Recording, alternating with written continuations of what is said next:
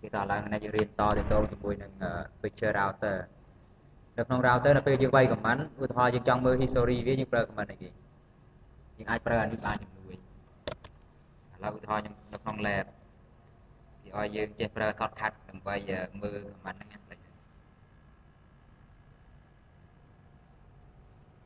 ឡូវយើងសាកដាក់ router យើងមួយមក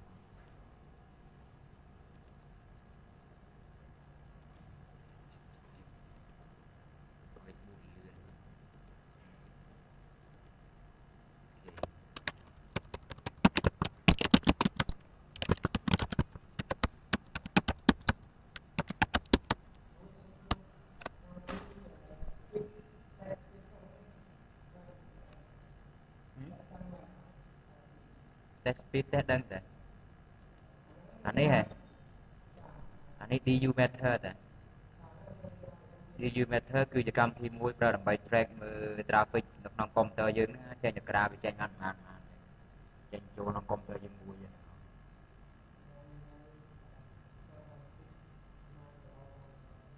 តែយើងប្រើច្រើនវាច្រើនតែពេលខ្លះពេលចង់ test speed ឧទាហរណ៍ថាចង់ test speed អ៊ីនធឺណិតអញ្ចឹងយើងមិនដាក់កុំព្យូទ័រយើង rate ជាមួយអ៊ីនធឺណិតទេយើង download ឲ្យច្រើនទៅឃើញអានេះវាឡើងអស់ប្រហែលគឺ speed យើងបានប៉ុណ្ណឹងហើយអាហ្នឹងគឺប្រើ test speed ដែរតែខ្ញុំប្រើ test speed ពេលខ្លះឲ្យ customer មើលទៅតែមើលឃើញគ្រប់2មេ3មេ4មេ10មេស្រួលមើលដែរតែអានេះ test real traffic ហ្មង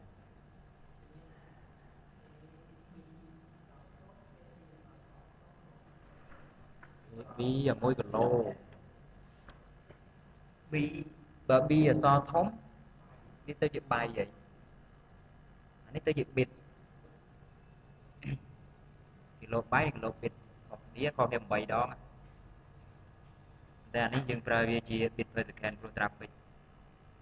បើសិនជាយើងប្រើជាបាយវាគិតជាចំនួន packet វិញចេញចំនួន packet អស់ប្រហែលគេនៅក្នុង router យើងមាន command នេះគេឲ្យប្រើ control P ឬក៏ arrow up ដើម្បីមើល history ដែលយើងបានវាយ command មុនឧទាហរណ៍ថាយើងមិនបាច់យើងវាយ command ខ្ញុំវាយ configure យើងចង់មើល command ដែលយើងវាយមុនយើងប្រើ arrow key up ទៅវាទាញបានដូចគ្នាឬក៏យើងប្រើ control P ក៏បានដែរ control P បានដូចគ្នា control P ឬក៏ arrow up ហ្នឹងហើយវាទាញដូចយើងវាយ history អញ្ចឹងណាយើងចង់មើលអ្វីយើងបានវាយមុនអញ្ចឹងយើងប្រើ arrow key up ឡើងលើអញ្ចឹងមកហើយបើសិនជាយើងចង់មើលវាចុះក្រោមតែថាយើងទាញឡើងលើហើយយើងចង់មើល command ដែលយើងវាយចុះក្រោមយើងប្រើ control N ឬក៏ arrow down អញ្ចឹងយើងប្រើទៅឧទាហរណ៍ថាយើងវាយ configure terminal interface serial zone លើ zone អត់មានតែអត់មានវាអត់ចាំទេណា command ដែលយើងអត់មានគឺវាអត់ចាំទេចាំ command ណាមាន space zone លើ zone no shutdown អញ្ចឹងឥឡូវខ្ញុំចង់ឧទាហរណ៍ថាខ្ញុំប្រើ arrow up ឡើងលើយើងចង់ទាញវាចុះក្រោមវិញយើងអាចប្រើ control N វាទាញក្រោមវិញឬក៏ arrow down arrow up arrow down អានេះមានន័យបញ្ហាទេតែយើងចេះប្រើ key shortcut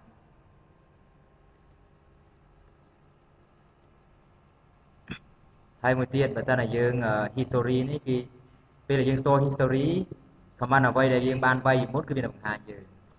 តែ command ហ្នឹងតែយើងវាយត្រូវដែរវាបង្ហាញដោយ switch ដែរហើយសាក show history អញ្ចឹងនេះ command ដែលខ្ញុំវាយដែលត្រូវគឺមានប៉ុណ្ណឹងឯងអានេះក្នុង mode នេះឥឡូវខ្ញុំចូលក្នុង mode នេះshow history បើយើងនៅក្នុង mode ណាគឺវាឃើញ mode ហ្នឹងយើងចូលទៅក្នុង mode ណាវានឹងបង្ហាញ command ដែលយើងវាយក្នុង mode ហ្នឹងទៀតជាមកហើយយើង show history អញ្ចឹងវាឃើញ command ដែលយើងវាយក្នុងនេះហើយ history គេអាចកំណត់ទំហំ size ដើម្បី store វាឧទាហរណ៍ថាយើងកំណត់បានប្រមាណអញ្ចឹងយើងអាចប្រើ terminal history size អញ្ចឹងយើងអាចដាក់ size ទំហំទៅយើងអាចចាំកំណត់ប្រមាណ buffer វាអញ្ចឹងកុំដាក់ច្រើនពេកក៏អត់ល្អដែរដាក់ខ្ញុំនៅ router ខ្ញុំតែកំណត់ផងហ្នឹងព្រោះមិនត្រូវអីឲ្យចាំផងហ្នឹងតែយើងវាយ user លុបចូលផ្សេងហ្នឹងវាចាំតែមួយហ្នឹងអញ្ចឹងមិនបាច់ចាំច្រើនពេកទេជា default របស់វាទៅ50 60 ជា default មិនបាន enable system capture last 10 line អញ្ចឹងជា default គឺវា capture បានតែ10 history ឯង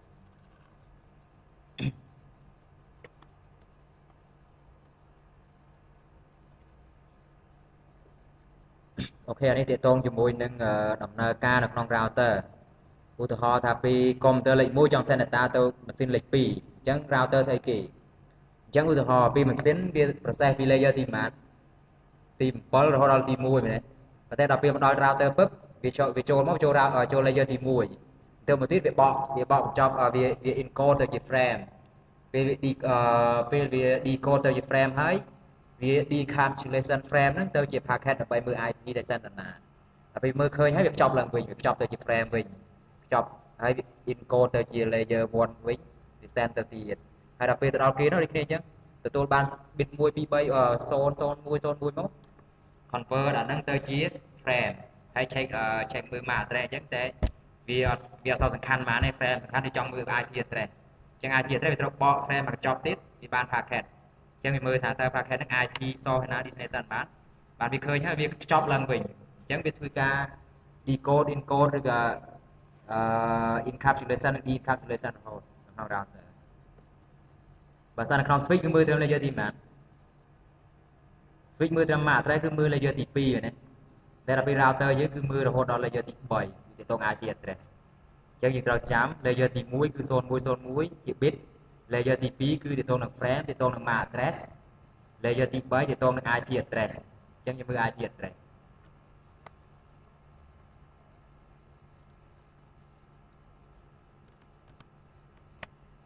អូខេអានេះទៅតងជាមួយនឹងការ send traffic ឧទាហរណ៍ដូចគ្នាមិនអញ្ចឹងម៉ាស៊ីនលេខ2នេះចង់ផ្ញើទៅម៉ាស៊ីនលេខ1ហើយដល់ពេលឥឡូវគេថា because PC2 is on different network I will encapsulation the packet and send to my router on my network and let to find your MAC address អញ្ចឹងមានន័យថាម៉េចអញ្ចឹងមានន័យថានៅពេលដែលម៉ាស៊ីននេះចង់ send data ទៅម៉ាស៊ីនលេខ2អញ្ចឹងវាធ្វើម៉េចដើម្បី send ទៅវាមាន default gateway មែនទេវា check មើលពឹប IP ម៉ាស៊ីនលេខ2នេះ IP 4.10ហើយបើវាប៉ុន្មាន network របស់វា1.0អញ្ចឹងវាខុសគ្នាមែនទេវាខុស network គ្នាដល់ពេលដែលវាខុស network គ្នាគឺវាធ្វើម៉េចវាមិនត្រូវ send ទៅ default gateway ហើយមុននឹង send ទៅ default gateway បានវាត្រូវធ្វើការអីគេដើម្បីឲ្យម៉ាស៊ីនយើងអាច send ទៅ default gateway បានវាត្រូវការ MAC address របស់ default gateway យើងអញ្ចឹងវាត្រូវធ្វើការវាធ្វើ ARP ម៉ាស៊ីននេះវាធ្វើ ARP ពឹបបោះមកឲ្យ router ហើយ ARP ហ្នឹងគឺវាសុំ MAC address របស់ interface នេះ 500នេះព្រោះវាចង់ send traffic ទៅ default gateway អញ្ចឹងដល់ពេលវាបាន MAC address មកវាយក MAC address ហ្នឹងមកដាក់ចូលកន្លែងនេះណា MAC address របស់ destination នេះអញ្ចឹង MAC address នេះដាក់កន្លែងនេះទៅមកទៀតវា send traffic ទៅម៉ាស៊ីននេះទៀតទៅឲ្យ send មក router នេះថា router នេះផាសដល់នេះបានដល់ destination ឥឡូវខ្ញុំទូមួយtraffic send ពីម៉ាស៊ីនលេខ1ទៅម៉ាស៊ីនលេខ2រវាង layer 2និង layer 3មួយណាដែលឆេ layer 2មែនទេត្រូវទេអត់ទេឥ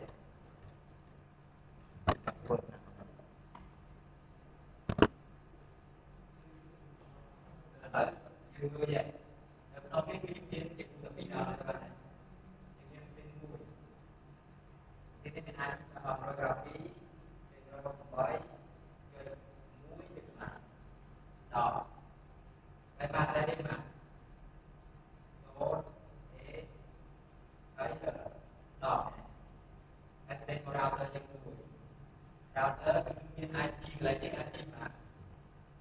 IP កន្លែងនេះគឺបាន0 នៅ0ហើយមាន IP 192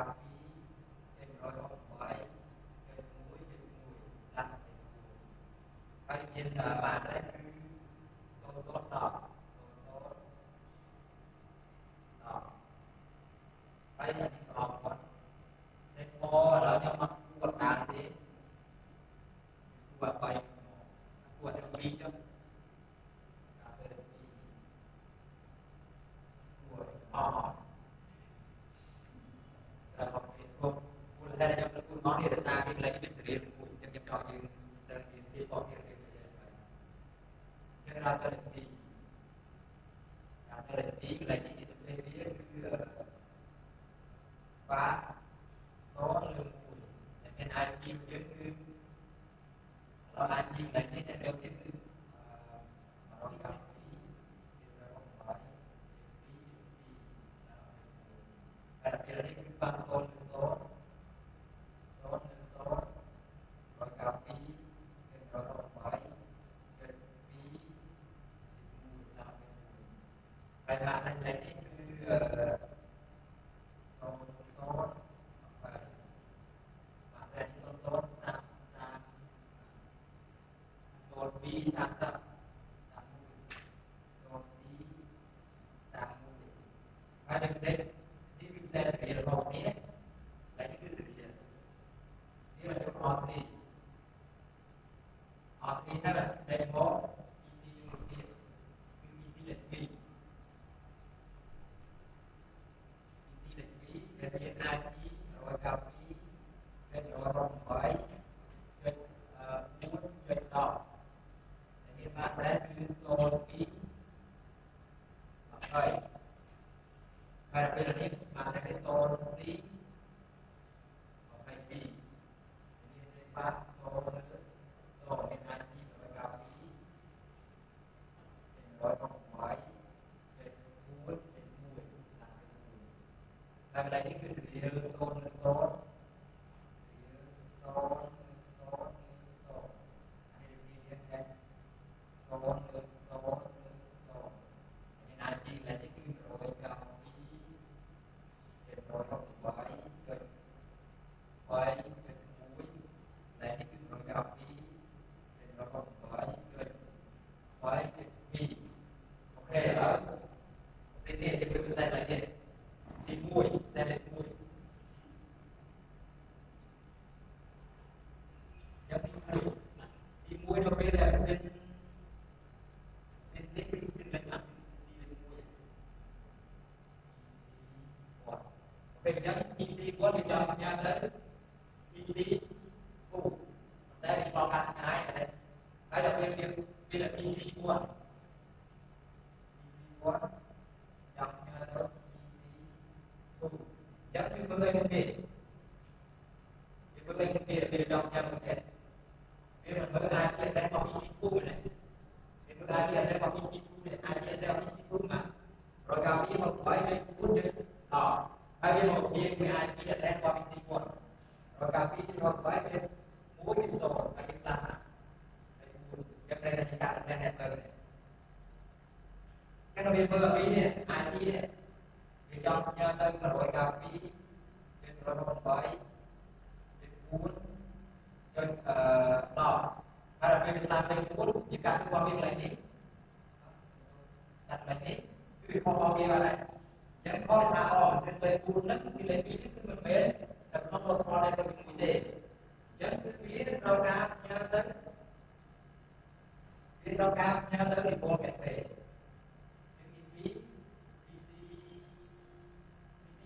bên rau cam nha nó đi qua cái rau tơ chẳng nha tơ rau hoặc nha tơ rau tơ thì ai đi rau cam đi không phải đi quy mình thấy là cái sân cái này thế kalau dia sampai punya rau tơ ăn rau cam vậy dia rau cam sekali mah dan rau tơ này vậy thì cái AOP dan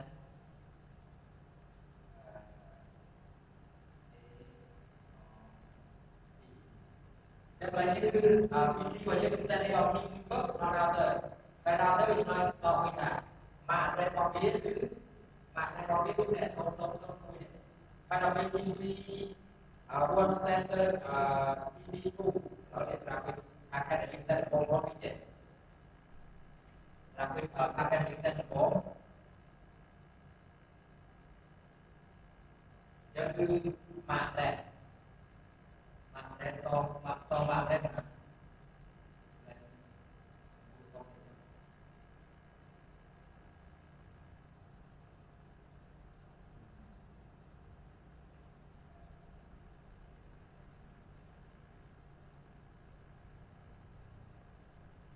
yang lain itu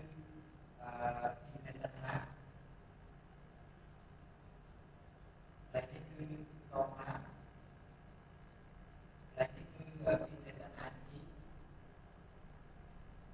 lain itu soal lain itu paket lain itu data kalau nó xin lên vui nha đâu xin lên đi akan bom dia tu soma dia mà soma ada tu mà xin đi cho nhau mà dia và làm cái chuyện dia bom làm cái vui lại dia làm cái vui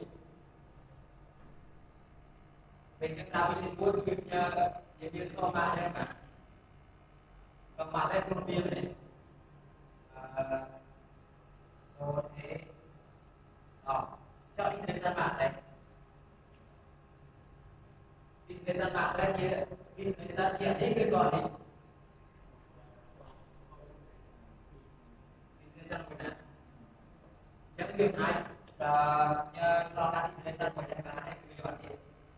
chẳng đi xem mình cái số đó cái ai hiện ra đi xem nhưng mà ai hiện ra đi xem mà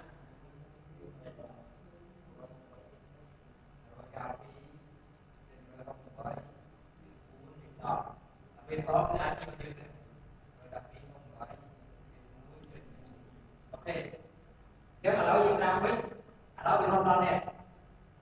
kakak di rumah, kakak di rumah ni, kakak di, kalau kakak di rumah yang baik.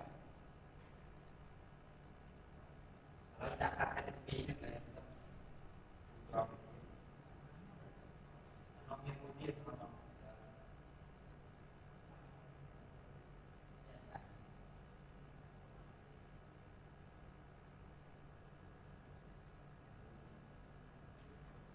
makan makan.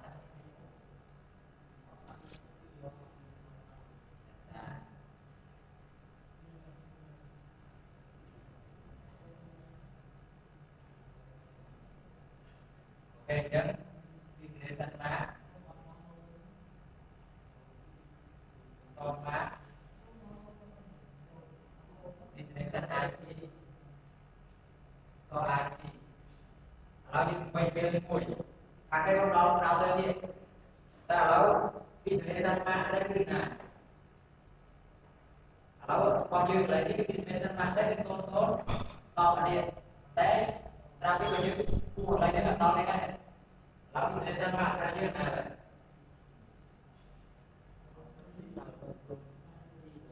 Jadi bisnis mak saya tu link kita punya ni. Jadi tu soal we tak punya ni. Bisnis tu soal tak punya. Jadi soal mak ni. Soal mak ni đâu? Soal mak ni di dalam. Jadi kita nak ni. Jadi kita soal apa ini? Kalau bisnis tadi ada metode.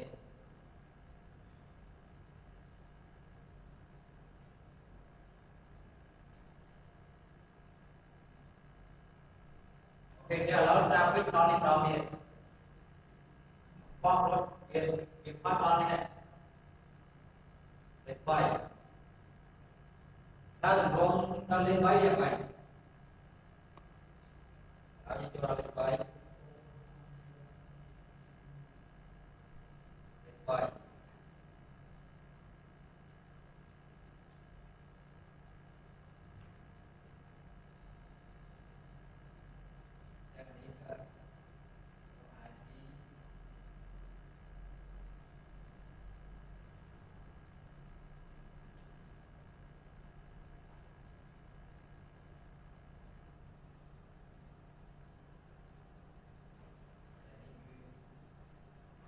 Maksudnya dia lain ke dia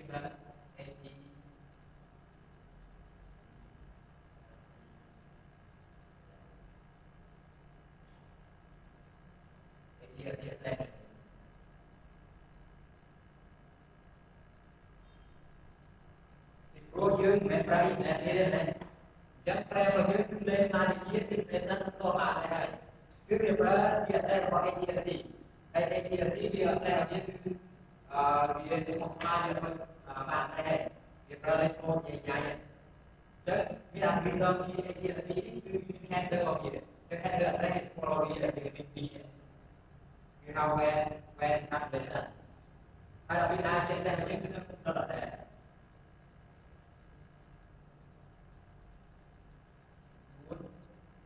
đó rồi là cái không phải chơi muốn chuyện đó chắc là những cái đầu kia là cái ATC handler là handler ATC recommend handler rồi ai trên khoa thì có như có ATC nhưng là những đặc biệt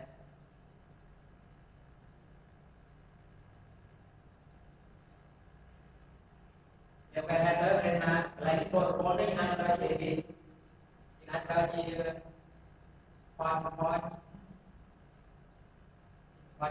juga LC juga plan ini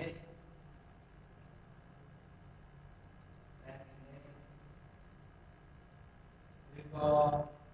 SE dengan income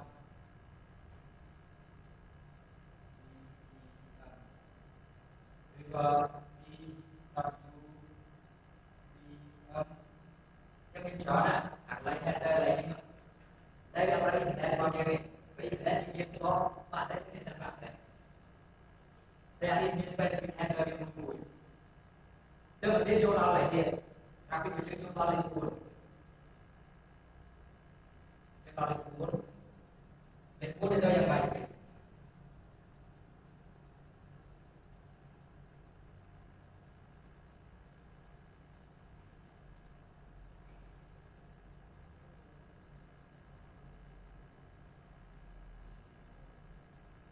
tapi pun dua kira ni macam dua bila coba isnet ni mana dia buat kaya ni cepat ni dia coba ada ni dia coba isnet ni jadi dia isnet sama dia hai dia sama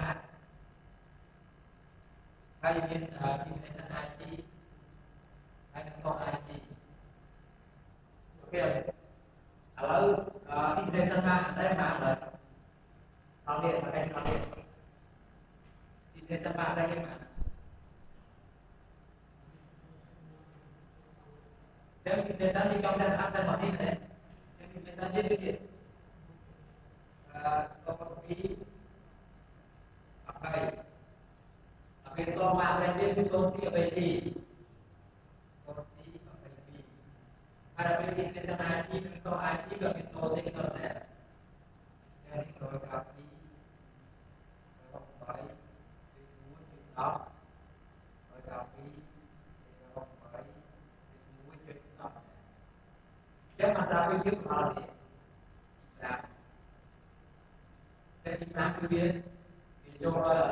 tipu ini tapi pun tipu yang boleh hal ini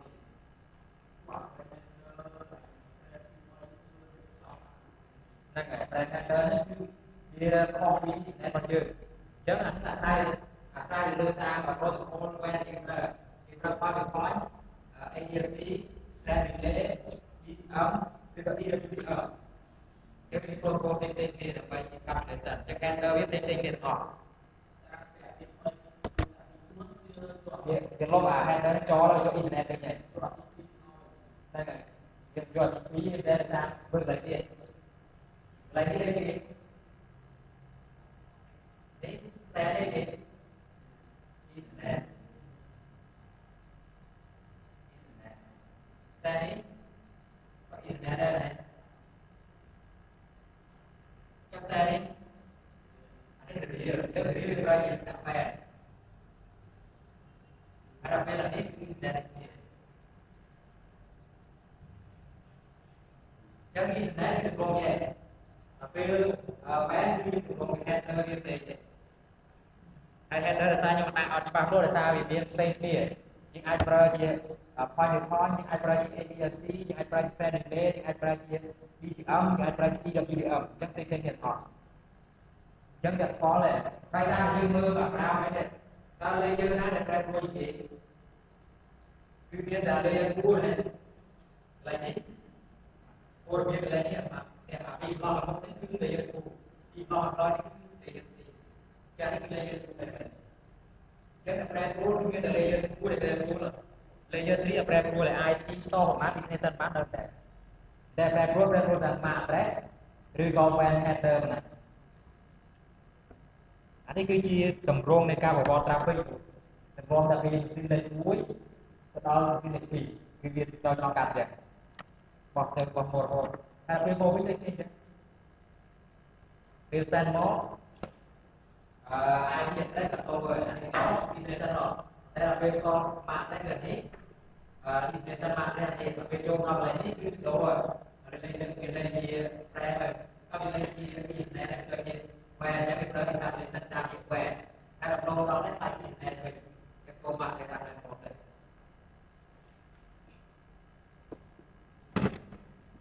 ហើយបើសិនជាយើងប្រើនៅក្នុងនេះក្នុងការ transfer រវាង long distance គឺយើងប្រើប្រើ WAN ល្អជាងព្រោះ WAN វាអត់សូវទំហំមក header វាអត់សូវធំដូច Ethernet ទេ Ethernet គឺទំហំធំជាងថតអត់ថត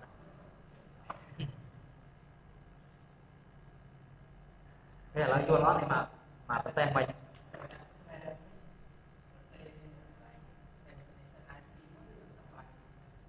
bởi vì thực tế thì destination IP muốn hay là destination mạng là một này là chỉ structure tu tần header chơi chẳng vì pro chỉ thô mà đá vì là traffic của nó mình đặt packet đó điểm trao cam mưa destination một mình điểm trao cam mưa so một này điểm mưa destination một chẳng vì điểm trao cam mưa điểm được save field destination nó thôi ban hàng một rồi một hàng một nó bay là lươn switch data ăn lươn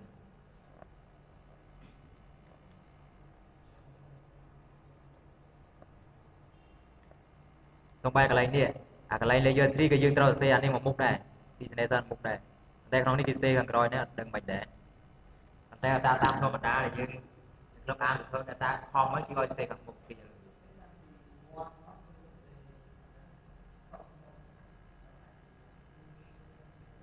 អានឹងភាសានេះថ្មីឯង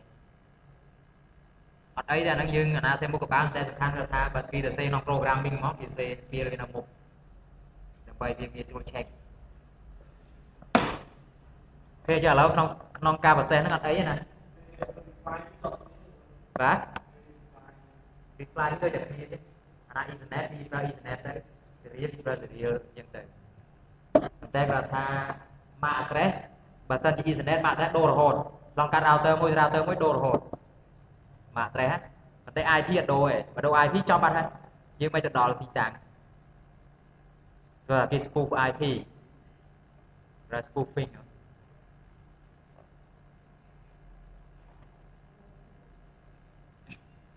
ok ឥឡូវនេះទាក់ទងជាមួយនឹងបកក្រោយវិញឥឡូវ traffic នេះគឺយើងមិនយើងនិយាយពី flow ជា normal flow ឥឡូវយើងចូលដល់ advanced ទេអញ្ចឹងឧទាហរណ៍ដែរឧទាហរណ៍ថាtraffic ដល់ router ទៅដល់ router អញ្ចឹង router ត្រូវការ QoS គេវាត្រូវការ check មើល destination IP address ហ្នឹង check មើល destination IP address វា check មើលក្នុងអីគេក្នុង routing table របស់វាសួរថាតើ destination ហ្នឹងគួរតែប្រវត្តិ interface មួយណាពេលដឹងថា IP ហ្នឹងប្រវត្តិ interface មួយណាហើយបានវាចាប់ដើមធ្វើ ARP ដើម្បីទៅរកសំ destination MAC address មកអញ្ចឹងឧទាហរណ៍នេះឥឡូវ IP destination យើងដល់វាសូនអូខេឥឡូវយើងចាប់ចេញលើក្នុង routing table វាគេទៅទៅទៅដល់សំទុះ4ទី10យើងចេញទៅទៅ4ទី0នេះអស់យើង4ទី10យើងក្នុងអ្នក4ទី0ទេហើយវាសួរថាតើប្រវត្តិ interface ណា interface 501យើងទៅមើល interface 501ផ្សេងពី router ណាយើងវានឹងធ្វើការ send ARP ទៅ router 2នេះ router 2ឆ្លើយតបវិញគាត់ថាបានក្រៅវាប៉ុណ្ណេះហើយ IP នេះដែរហើយបើយើងចាប់ដើម send traffic ទៅ router 2វាបាន traffic ទៅ router 2អត់មាន ARP វា send ទៅចេញអញ្ចឹងមុនដំបូងវាត្រូវ send ARP សិនហ្នឹងហើយ ជាធម្មតានៅក្នុង Ethernet នៅក្នុង Ethernet ណាគឺគេមិនដែលដាក់យើងពេលយើងធ្វើរាវអូខេឥឡូវខ្ញុំទុកសិនចុះពីព្រោះរាវមាន2វាមានdirect connected រាវចែងតាម interface XC interface ឬក៏ net hop ជាធម្មតាយើងត្រូវដាក់ net hop នេះយើងដាក់ net hop វាមិនសិន ARP request មិនសិនមករាប់ IP ទៀតតាម interface នេះយើងបើតាម IP នេះគេឆ្លើយតបវិញបើសិនជាយើងដាក់ដូច serial បើ serial យើងចាំបាច់ដាក់ net hop ក៏បានដែរដាក់ចែងតាម interface មួយណាវាត្រូវឃើញហើយព្រោះ serial យើងដាក់ point to point ដល់ពេល internet យើងវា broadcast អញ្ចឹងវាដឹងតែសុំមួយណាអញ្ចឹងយើងត្រូវដាក់ net hop ឲ្យវាផងហើយដល់ពេលយើងមើលទៅមុខទៀតអញ្ចឹងមកដល់ router លេខ3ដល់ router លេខ2 router លេខ2ដូចគ្នាអញ្ចឹងវាចាំ check មើលវា check មើលពឹបអានេះករណីទី1វា check មើលថាប្រងនេះពឹបដល់ business center វាទៅណាទៀតវាបញ្ចំមក4ជា10នេះអញ្ចឹងមើលថា router 4ជា10នេះទៀតមកដល់ពេលនៅក្នុង router វាមិនដែលដាក់4ជា10ទេគេដាក់ network ID តែ4មកយើងដាក់4ជា0ស្លាប់ទៅ4យើងគឺខ្វាញ់មក IP ទៀតតាមប្រកបពីរបស់IP ទៀតតាមរៀន0 0អញ្ចឹងគឺលេខនេះជាបានដែរទៀតគឺវាជាលក្ខណៈគេហៅថា web header អញ្ចឹង web header វាតម្រូវអញ្ចឹងaddress វាផ្សេងមួយទៀតតាមជា protocol ដែលយើងប្រើប្រាស់វាលេងមាន destination MAC address សោះ MAC address ទៀតហើយដូរទៅជា web header វិញអញ្ចឹងក្នុងនេះវាមាន address របស់វាចេះហើយវាមាន control វាមាន tie របស់វាទៅtie ហ្នឹងប្រភេទឧទាហរណ៍យើងប្រើគេនោះតម្រងជាអីគេ frame relay ADLC ប្រភេទមួយហ្នឹងតែពី address ហ្នឹងគឺ address ឧទាហរណ៍តែយើងប្រើ ADLC អានេះជា address របស់ ADLC អញ្ចឹងទៅ address វាតម្រងអញ្ចឹងហើយវា send ចេញមកដល់ router លេខ3មកដល់ router លេខ3 router លេខ3គឺវាចង់ send Ethernet ទៀតណាអញ្ចឹងវាមកអា header ខាងមុខចូលហើយអញ្ចឹងវាចាប់តាម Ethernet នេះគឺវាចង់ send មកទៀតពូជសូលគេតាមពេលទៀតអញ្ចឹង direct connected គឺវាជា Ethernet តែ Ethernet ត្រូវការសមកដែរ Ethernet មកដែរតែចេញមកគេមកដល់ router នេះដល់ PC នេះ PC គឺបានតែអានេះជាទម្រង់នៃការប្រវត្តិ traffic អញ្ចឹងអត់មានអីខុសគ្នាដូចរបស់យើងឯងយើងទៅវាជាអ្នកតាមរាយអញ្ចឹងទី1វាត្រូវការ check មើល routing table របស់វាដើម្បី send ទៅបានអញ្ចឹង packet គឺមកដល់នេះអូខេអញ្ចឹងអានេះទាក់ទងជាមួយនឹងការ making decision នៅក្នុង router បើសិនជាវាមាន static route ផង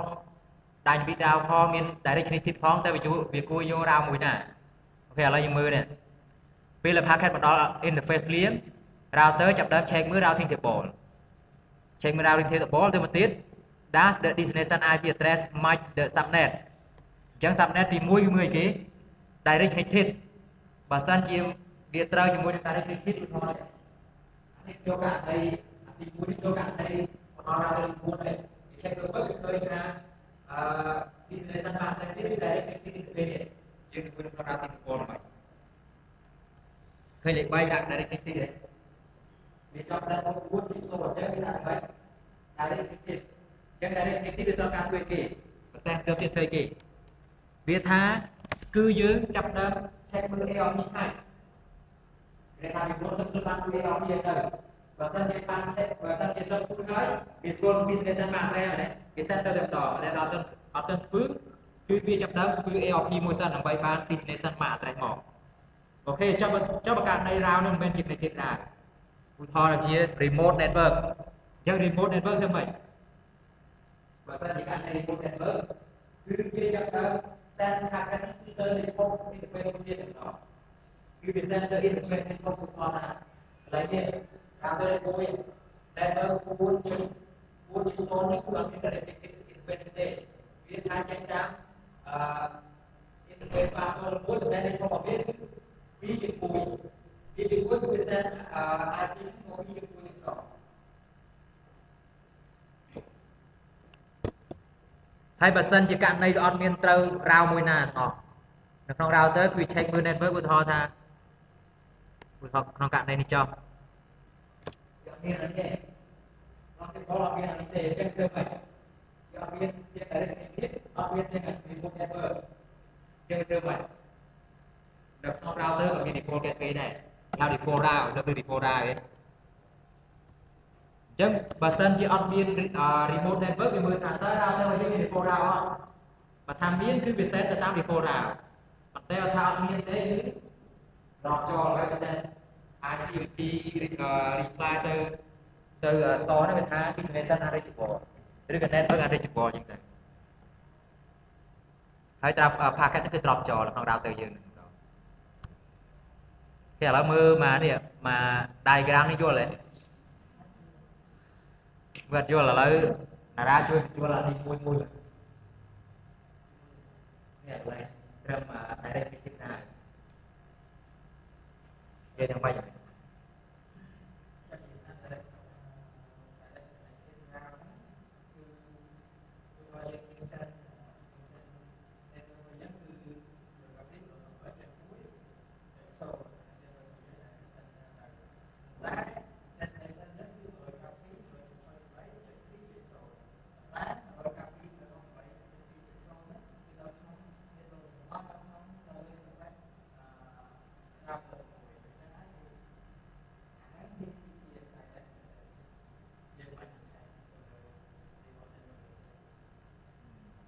យើងគេចង់និយាយថាបើសិនយើងចង់ send traffic ទៅបើសិនជា directive ទោះថា network ហ្នឹងគឺ connect មក router យើងទល់តែម្ដងប៉ុន្តែករណីរបស់យើងនេះយើងចង់ send មកពី1មក4ហើយនៅក្នុង routing យើងមកនៅក្នុង router លេខ1នេះគឺមាន routing នេះខ្លះយើងទៅមើលឡើងវិញណាយើងទៅមើលនៅក្នុង routing តបលេខ1មើលមាន routing ខ្លះ network ទី1នេះ1ទី0នេះ directive នេះในประการเป็นนะฟ้าโซลโซในบางทีปีโซล directive ในการเป็นนะฟ้าโซลมุยในบางทีมันเป็นไปโซลที่นั่นออกมุยยังเป็นการเราการเราเติมมุยเดียยังเป็นเหตุที่ directive วิธีเราต้องคอยเราเติมมุยเดียเราการมีก็คอยปีโซลมาตอนแรกตรงนั้นให้ประชาชนเติมนี้ที่จะเป็นการเป็นฟ้าโซลมุยเป็นnetwork ที่พูดที่สุดคือเราทำปีดาวเตอร์ปีของปีดาวเตอร์เราเล่นกันเลยไอ้ประชาชนเราเล่นกันคือเราฟ้องไปอาทีเนี่ยอาทีนี้คืออาทีที่ฟ้องดาวเตอร์เนี่ยฟ้องมาที่โลกฟ้องมาที่เราได้ไอ้ตอนมาอาทีส่วนเราเนี่ยที่เตอร์ยังในการรีโมทเน็ตเวิร์กอันนี้การทำ direct connect network จากปีหนึ่งhay là bây giờ tôi nông trang mà chứ cái tập phí đấy vậy đấy anh cứ chạy cái network sau khi cái network bisa từ đó dan set cái ở ý set ở business đóแต่ว่าในรามตัวตามรีโมทเน็ตเวิร์กคือเป็นรองการเซตไว้ในโครงการเปลี่ยนเป็นเซตต่อไปรามเลยเปลี่ยนแต่ว่าถ้าปีนึงอดเปลี่ยนแต่ในที่ก่อนเปลี่ยนรีโมทกับเน็ตเวิร์กก่อนเปลี่ยนคือเป็นเซตตามที่โปรไลน์ក្នុង router របស់យើងគឺត្រូវមាន default route មួយនេះយើងមើលនៅក្នុង routing ទៅបឥឡូវអង្គុយមើលវា4ជួរនៅក្នុងនេះមិនឥ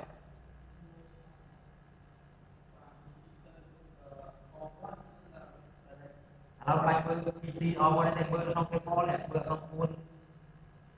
4ជួរអង្រមនឹងគឺជា routing table របស់ router លេខ1ចឹង router លេខ1គឺមានព័ត៌មានប៉ុណ្ណឹង network ទី1របស់វាដោយការពី128 1.0/24តើមាន IP interface ណាអាសាយ network នឹងអត់នៅក្នុង interface របស់វាមានអត់មានមួយណា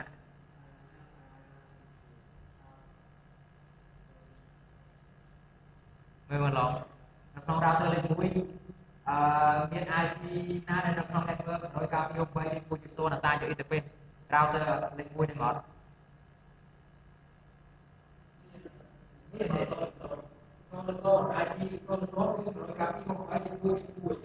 តែអត់មានយក network IP ដាក់ថា directive ហើយនៅក្នុង routing table អត់មានយក IP មួយមក store ទេគឺវាយក network ID ទាំងមូលតែម្ដងហើយមួយទៀត network ដោយការពី128 visual biến hai đi na sai từ bên nào đó việc biến này rồi gặp đi hỏi việc visual sai từ bên này và xong lên môi này chẳng biết cho môi và cái môi nó để cho visual để đỏ cái ai đi hay là vì cái cái đó dari cái desa biasa itu gitu router itu để đỏ hay một kia network rồi gặp đi hỏi visual này rồi này hay cái gì bên nào luôn biasa IP nó IP này chắc mình ra thành một network sẽ ai được thao transport network thì đại khái tới không có IP một tiền hay IP một cái IP còn lại router IP này yang pesan di router itu transport network ini đại khái nó không có IP này rồi gặp đi một cái IP số IP này hay một kia rồi gặp đi một cái bút số jangan orang dari bumi tanya di bumi orang yang berdoa, artinya ne, jangan barang dari berdoa, pasal di dalam sekolah dia berdoa, kita terangkan, people dia tidak ada dia, kali ada di bumi yang berdoa itu pakai artinya, jangan artinya dia, jangan pakai artinya, saya ada di bumi berbicara mengenai dia di sekolah, jangan kata remote network. Vô lên này vô lên nè nè mày là đây cây mồi mùi kì Fanta môi chứ kìa cái gì đó vậy ồ chân cùng bằng thì này cứ chia phết ra dân school cái remote ra hay nâng directly chết ra hay một tiết cứ default gateway nó trongนี้ ăn biên thế default gateway ภาษาក្នុងនេះមានគឺដាក់0 0ណា0 អត់មាន network ទេដាក់0 ហើយចេះតាមអានទៅហើយខាតតែ default ដែរទីទៅគឺយើងនៅក្នុង router ដាច់ខាតត្រូវមាន default route មួយទៅ internet មែនទេបើយើងអត់ធ្វើ default route គឺអត់ចេញ internet អត់រួចទេព្រោះ route នៅក្នុង internet ទៅប្រហែលមើលយើងមើលថ្ងៃមុន520000នេះ520000អញ្ចឹងវា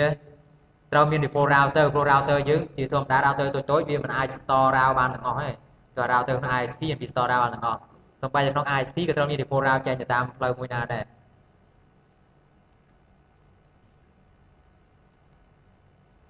អូខេឥឡូវនេះកន្លែងនេះមិញយើងមើលកន្លែងនេះឃើញនេះគេដាក់លេខបាទ0 1 0នេះលេខនេះហៅអីគេលេខនេះគេហៅឬគេហៅមួយទៀតគេហៅថា matrix ហៅថា matrix និយាយជាមួយលេខនេះលេខនេះគេហៅថា matrix នៅក្នុងម៉ាស៊ីនយើងក៏មានដែរថ្ងៃមុនយើងដាក់ម៉ាស៊ីនហ្នឹងគឺឃើញមានដាក់ matrix ឯងអញ្ចឹងលេខ matrix ហ្នឹងគឺន័យថាបើសិនជា router របស់យើងវាចង់ដឹងថាតើផ្លូវណាដែលល្អជាងគេលេខ matrix នឹងកាន់តែតូចភាសាករណីមាន2ផ្លូវណាមាន2ផ្លូវក្នុងពេលតែមួយលេខនឹងកាន់តែតូចគឺផ្លូវដែលល្អបំផុត0គឺល្អបំផុតមកអញ្ចឹងបើថាមាន2លេខ1លេខ2វាចូលតាមលេខ1លេខ2អត់ចូលទេអញ្ចឹង matrix គឺជាលេខ1សម្រាប់សង្កល់ថាតើផ្លូវណាដែលល្អផ្លូវណាដែលមិនល្អ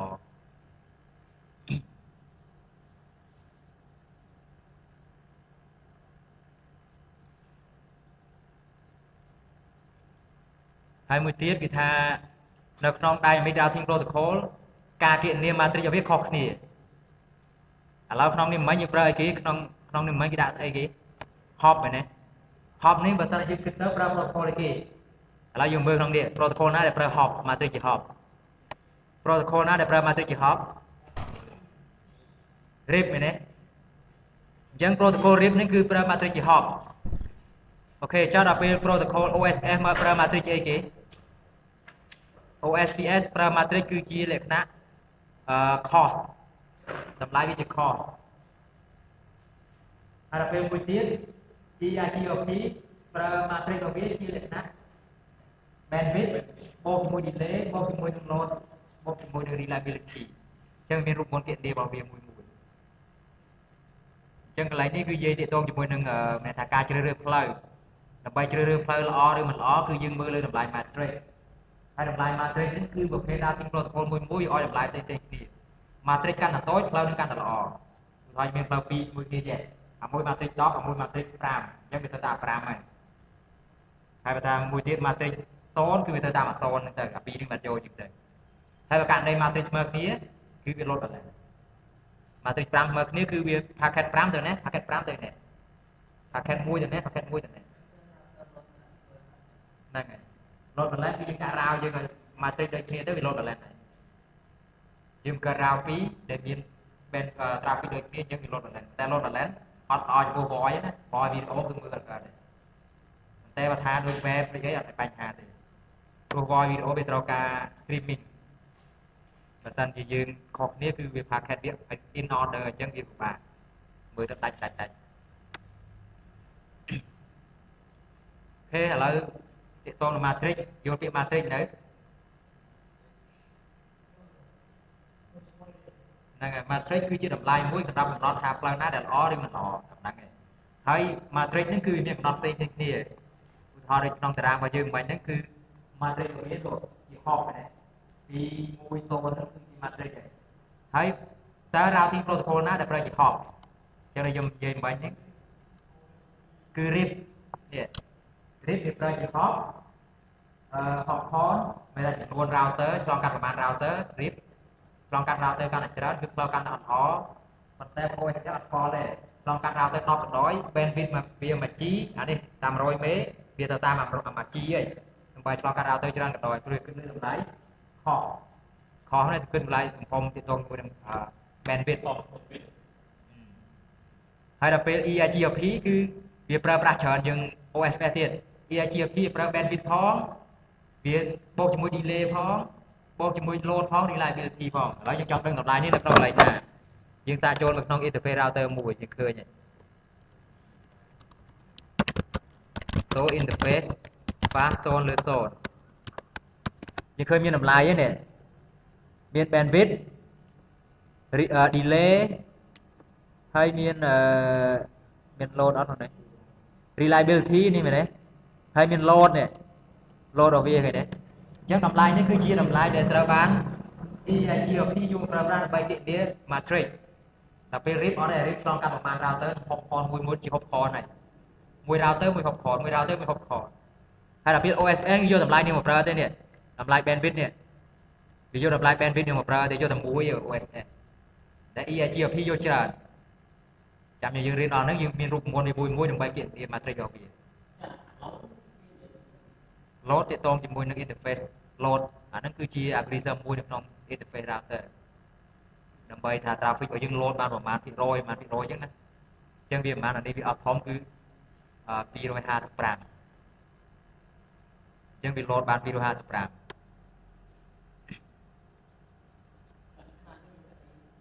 អត់គិតអីទេគិតមក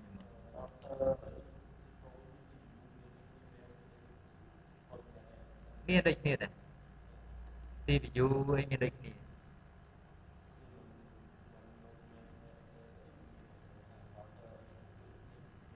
ដូចគ្នាអត់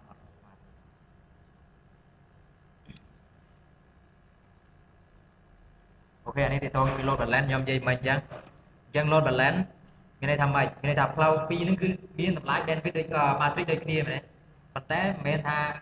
OSS វាឃើញ5 EIG ឃើញ5ដែរថាដូចគ្នាអត់ទេណាទាល់តែថាយើងប្រើ OSS ដូចគ្នា EIGRP គ្នាបើ RIP ដូចគ្នាឧទាហរណ៍ថាយើងកាន់តែយើងប្រើ RIP ដល់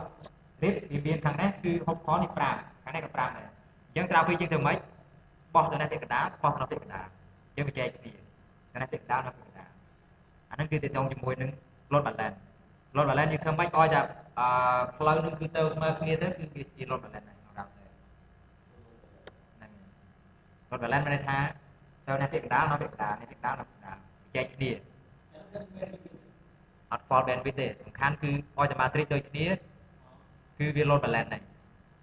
ព្រោះនៅក្នុង router យើងសាកso IP route មាន matrix ជាប្រាប់យើងតែឥឡូវខ្ញុំសាកខ្ញុំ configure នឹង interface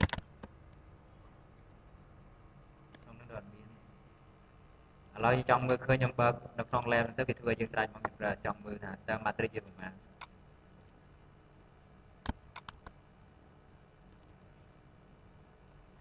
ហើយសំខាន់បំផុតគឺយើងដឹងថា matrix គឺជាតម្លៃមួយដើម្បីវាស់ស្ទង់ថាផ្លូវណាដែលល្អឬមិនល្អហ្នឹង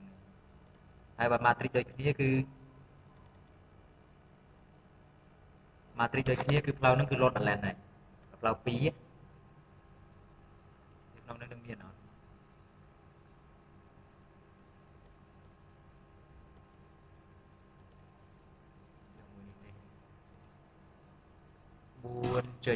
4.0 អូខេនេះយើងប្រើ trace route ដើម្បីនេះខោវាតែខ្ញុំអាចចូល router នឹងបានអត់សាំមើលបើចូលបានយើងអាចមើលឃើញ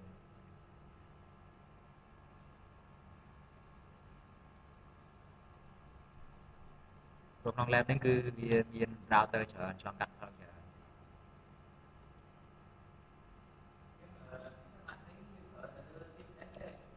អត់ទេ matrix គឺប្រើដោយ router អញ្ចឹងទាំង RIP ទាំង OSS គឺប្រើតែវិធីសាស្ត្រគណនារបស់វាគឺផ្សេងៗគ្នាដូចយើងនិយាយនៅក្នុងនេះមិនហ្នឹងវិធីសាស្ត្រគណនារបស់វាគឺមិនបាទ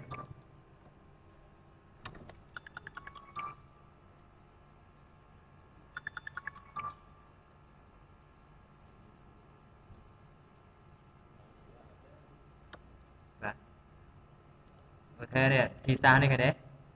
RIP ប្រើអីគេប្រើ hop call ស្អីគេ hop call hop call មានតែចំនួន router ដែលយើងត្រូវឆ្លងកាត់អញ្ចឹង router ឆ្លងកាត់ router 3 hop call 3ឆ្លងកាត់ router 4 hop call 4អញ្ចឹងទៅហើយដល់ពេល OSPF គេប្រើ cost អញ្ចឹង cost បានមកពីណាគេថា cumulative bandwidth from the source to destination អញ្ចឹងន័យថាគឺជាការគណនា bandwidth របស់វាអញ្ចឹងនៅក្នុង interface មាន bandwidth ផង reliability ផង load ផង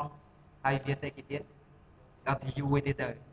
ប៉ុន្តែនៅក្នុង OSPF យកតម្លៃតែមួយគណនាគឺ bandwidth ទៅមកទៀត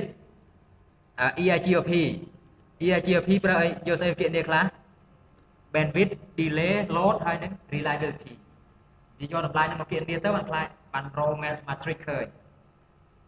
អញ្ចឹងមានវិធីសាស្ត្រផ្សេងៗគ្នាដើម្បី raw matrix អូខេឥឡូវខ្ញុំសាកមើលចង់ដឹងថា matrix វាសូរយ៉ាងម៉េចនៅក្នុង router អញ្ចឹងនៅក្នុងនេះខ្ញុំសាកគឺតែចូលបានចុះគេចូលបានចុង password អីគេចេះ class so IP ដែរអូខេឥឡូវយើងមើលនេះយើងមើលឃើញកន្លែងនេះ route ដែលអត់មែនជាលក្ខណៈconnected direct connected គឺ ជា default គឺ 0 ហើយ direct connected ណា matrix របស់វាជា default 0ប៉ុន្តែបើ route នេះយើងលើបានពី neighbor របស់យើងអញ្ចឹងវាមាន matrix 2ប៉ុន្តែ route យើងមានតែមួយយើងមានផ្លូវតែមួយទេដូចអានេះគឺអានេះហ៎ route នេះមិនដឹងនៅណាទេតែសំខាន់គឺវាមានផ្លូវ2វាផ្លូវទី1ទៅតាមអានេះផ្លូវទី2មកតាមអានេះអញ្ចឹងមានន័យថាម៉េចន័យថា route ហ្នឹងគឺ load balance ហើយអញ្ចឹងបើថា traffic center ផ្លូវទី1គឺប៉ុន្មានពាក្យកដាលផ្លូវទី2ពាក្យកដាលហើយតម្លៃខាង2នេះអា1 110មួយទៀតលេខ2អញ្ចឹងលេខ2នេះគឺជា matrix អាតម្លៃស្លាស់ខាងក្រោយជា matrix ខាងមុខហ្នឹងគឺមិនមែន matrix ទេខាងមុខហ្នឹងតម្លៃផ្សេងអានេះគឺជា matrix ដោយសារ matrix វាស្មើគ្នាមែនទេវា2ស្មើគ្នាអញ្ចឹងន័យថាផ្លូវគឺផ្លូវ2នេះគឺទៅបានដូចគ្នាហើយវាជា load balance វាកើតជា load balance ខ្ញុំនឹងគ្នាមកពីណាមិញបានទេបាទអូចឹងអត់មកដដាលគ្នាឡងនេះឃើញប្រហែលនេះ3នាក់មិញមកដដាលគ្នាអូខេមួយទៀតដែរតម្លៃមួយទៀតឥឡូវយើងចូល load balance ន័យថាយ៉ាងម៉េចឲ្យតែតម្លៃវាស្មើគ្នា matrix ស្មើគ្នាតម្លៃ load balance ណាឥឡូវមានតម្លៃមួយទៀតនេះ administrative distance យើងត្រូវស្គាល់ស្អីគេ administrative distance អញ្ចឹងតម្លៃនេះសម្រាប់ស្អីគេអញ្ចឹងនៅក្នុងមិញខ្ញុំនិយាយមិញយើងឲ្យមើលយើងឃើញមាន2មែនទេមួយណាចេះនេះអញ្ចឹងខាងឡាយខាងនេះខាងមុខនេះតម្លៃខាងមុខនេះគឺជាតម្លៃ AD គេហៅថា administrative distance ខាងមុខ AD ខាងក្រោយ matrix អញ្ចឹងឥឡូវវាប្រើអាពីរនេះខុសគ្នាមិនឥឡូវយើងដឹងមួយមិញ matrix ប្រើស្រាប់អីគេ សម្រាប់ធ្វើស្ទងតែផ្លូវណាដែលល្អជាងគេមែនទេអូខេ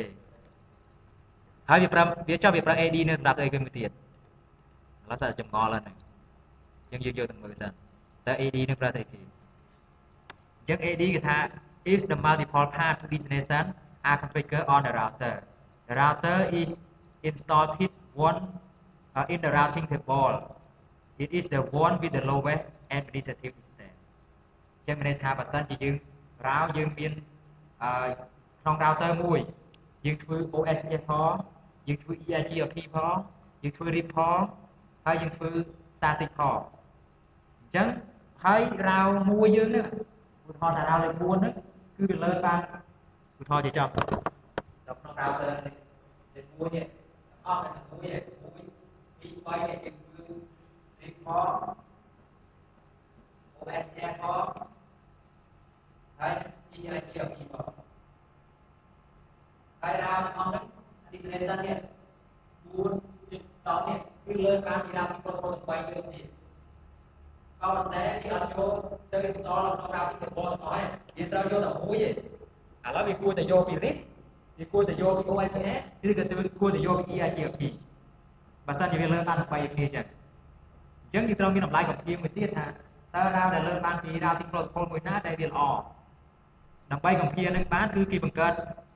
តម្លៃមួយគេហៅថា administrative distance អញ្ចឹងតម្លៃ AD ណាដែលតូចជាងគេគឺតម្លៃហ្នឹងគឺជា routing ដែលល្អជាងគេឥឡូវយើងកំភាមើលទាំងអស់នេះមួយណាដែលតូចជាងគេ connected ទី1 route ដែលសិនជា route លើបានជា connected គឺដាក់នៅក្នុង routing table មកអត់ fault ទេទេគេចោលមួយទៀតបើសិនជា route បានជា static គឺយក static មកដាក់លើពី OSPF អត់ fault ទេអត់យកហើយមួយទៀតបើសិនជាវាបានពី EIGRP EIGRP មានប្រើ EIGRP សំខាន់ហើយយក EIGRP អត់ចឹងបើសិនជាយកបាន EIGRP ទាំងអស់គឺវាយកដាក់ក្នុងតាមទីវល់មុន OSPF ឥឡូវវាមានរយៈ OSPF EIGRP មួយណាអត់ទេក្រៅដែលលើបាន EIGRP មែនទេហើយបើយើងកំពាររយៈ EIGRP ជាមួយនឹង RIP cònក្នុងនេះ RIP គឺអត់មានទេដោយសារ RIP គេគិតថាវាជា old version ហើយ RIP តម្លៃរបស់វាគឺ120អញ្ចឹង120បើធៀបគ្នារវាង OSN RIP បាន120 OSN បានដល់អញ្ចឹង OSN ល្អជាងហើយបើយើងប្រៀបធៀបគ្នារវាង OSN INS មួយណាល្អជាង OSPN អញ្ចឹងតម្លៃ AD គឺយកដើម្បីប្រៀបធៀបគ្នាអញ្ចឹង matrix គឺសម្រាប់ពាក្យទៀតតែផ្លូវណាដែលល្អជាងគេរវាង routing protocol មួយហ្នឹងក៏ប៉ុន្តែបើសិនជា routing protocol មួយនេះវារកបានផ្លូវល្អមួយសម្រាប់វារៀងខ្លួនមែនទេប៉ុន្តែយើងមិនអាចយកផ្លូវ3ពី routing protocol 3មកដាក់តែ3ទេគឺយើងយកតែមួយទេយើងគួរតែយកពី RIP OSS ឬ EIGRP មកដាក់អាហ្នឹងគឺគេនិយាយ protocol ហ្នឹងគឺរួមវាយ៉ាងមក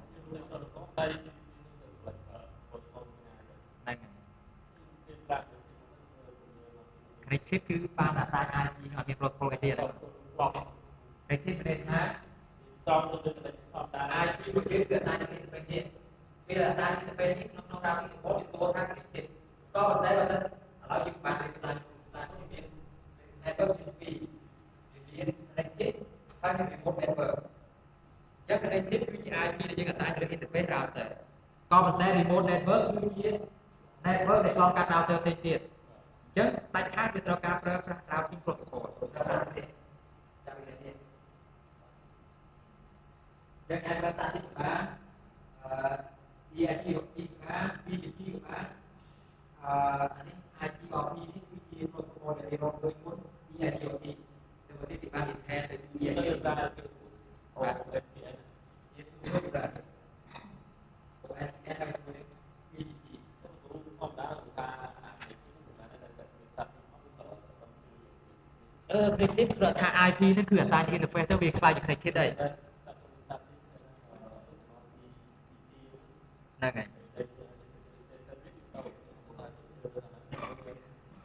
ហើយហើយអានេះករណីដែល route យើងលើបានមក protocol ដូចគ្នាណាក្នុង router ពីខ្លះ router យើងមិនមែនប្រើ protocol តែមួយទេអត់ទេឧទាហរណ៍ protocol ខ្លះមានគឺតាម protocol ឧទាហរណ៍ចេះឥឡូវមួយចេះករណីក្នុង router នេះក្នុង internal នេះខ្ញុំប្រើ OSS អស់ trong cạnh này thằng lưới này router này nhằm ra OSS có BGP có static có dẫn ra về vô tam này dẫn ra về bản thân gì viên tam OSS vô tam OSS còn tam OSS vô tam BGPแต่ว่าโบราณโบราณ BGP ของ OSS ของอยู่ตาม OSS ចឹងណាចឹង router ពីច្រើន router ដែលមាន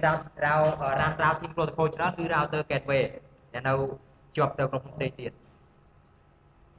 ចឹងទៅនិយាយទៅ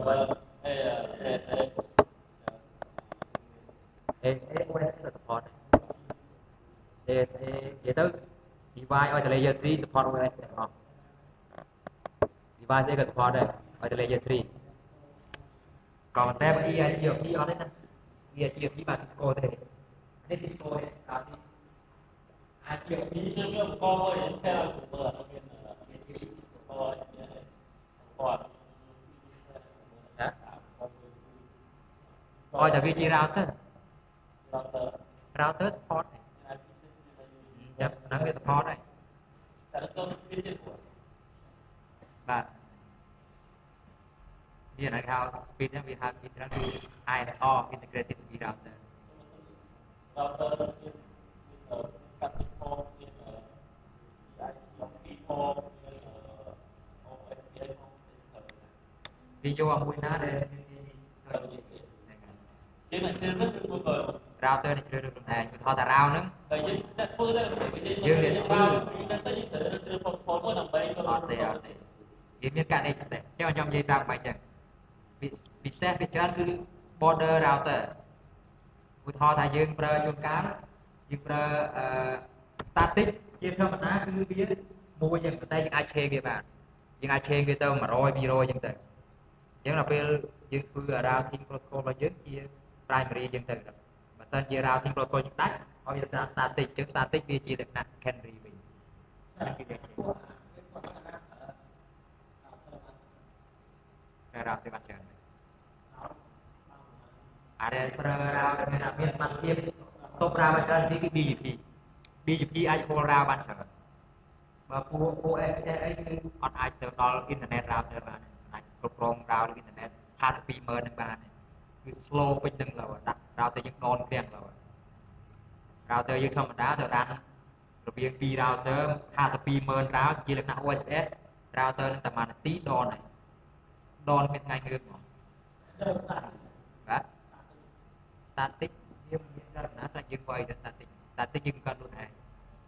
យើងចង់ router net យើងវាយខ្លួនឯងចឹងច្រើនអត់សូវមានច្រើនទេ static អានេះ manual route ប៉ុន្តែដល់ពេលក្រៅក្រម static រហូតមកក្រមចាប់ជួរទី3នេះគឺជា protocol អស់តែអាពីរខាងលើនេះគឺជាអ្វីដែលយើងអាសាខ្លួនឯង connected ហើយនឹង static អញ្ចឹងអាចចាប់ពីក្រមមកគឺជា protocol អស់ដើម្បីវាធ្វើ automatic learn route ហើយគេសំបីតែបង្រៀនក៏ Cisco និយាយ mention EIGRP ឯង EIGRP តម្លៃវា90អញ្ចឹងគេថាវាល្អជាងគេឯងល្អជាងផ្សេងទៀតហើយតម្លៃនេះគឺ Cisco ជាអ្នកដាក់ឲ្យខ្លួនឯងទេកន្លែងហ្នឹងអត់មានស្តង់ដារណាដាក់ទេតែបើសិនជាតម្លៃនេះមិនមែនតម្លៃស្តង់ដារទេណាតម្លៃ1 2 3 4 500ហ្នឹងគឺតម្លៃនៅក្នុង router Cisco ឯងអត់មានទេតែ Juniper អញ្ចឹងដែរអត់ទេណា Juniper តម្លៃផ្សេងJuniper ថ្លៃ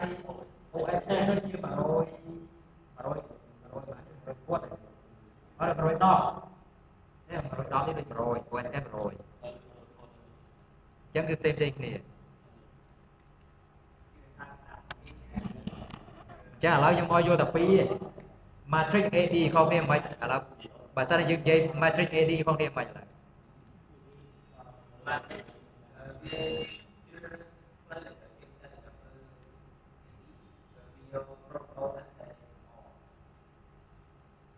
ចឹង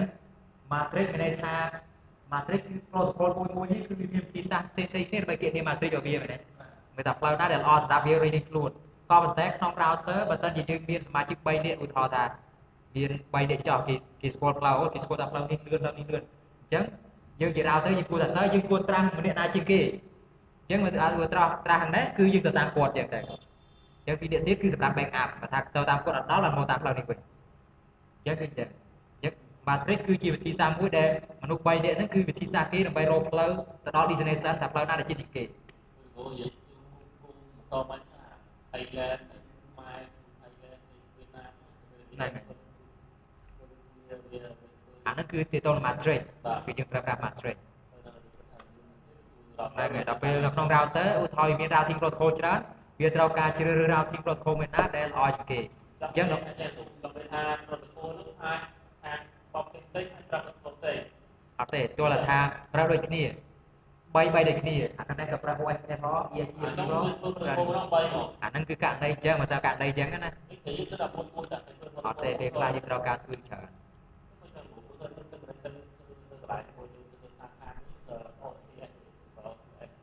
អាហ្នឹងករណីយើងមានអញ្ចឹងចុះឲ្យខ្ញុំ interconnect ខ្ញុំ connect ជាមួយ partner ខ្ញុំវាប្រើ EIGRP អញ្ចឹងទៅអញ្ចឹងខ្ញុំត្រូវការ adopt តាមគេដើម្បីទាក់ទងគ្នាបានហ្នឹងហើយពេលខ្លះ